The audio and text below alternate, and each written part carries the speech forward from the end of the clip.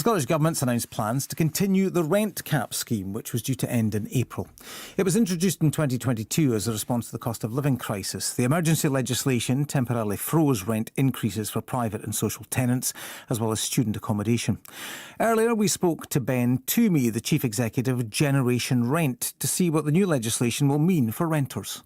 The fact is that they haven't come up with a system that is simple for tenants to understand, that gives long-term stability to what tenants can expect, but also to what landlords can expect. And they haven't come up with a system that will stop prices of rent outpacing wages. So however long they take, whether it takes 5 minutes or 5 months, they just haven't come up with the right answer yet. So I think they should look at it again. Well, let's speak to the Tenant Right Minister, Patrick Harvie, who announced the plans yesterday. Good morning to you.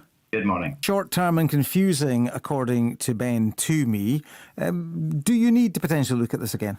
Well, what we need to do, and what we are doing as a result of the commitment that was made in the agreement that brought the Greens into government, is developing a new bill, a completely fresh piece of legislation that will create a long-term system of rent controls, and that will address the issues that Mr Twomey was raising.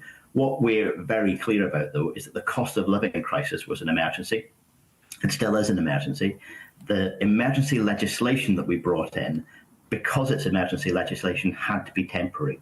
Parliament was very, very clear that it could only last for 18 months. We've extended it for all of that period. That's a level of protection that's existed in no other part of the UK. And that bill also gave us the power, on the way out of that emergency protection, to create a change in what's called the rent adjudication mechanism. That's the system tenants can use to challenge rent increases that they regard as unfair or excessive. Had 18 months to come up with a better solution, a long-term solution. Why haven't you done it? It's clear that a long-term solution is necessary, but a long-term solution cannot come from emergency legislation.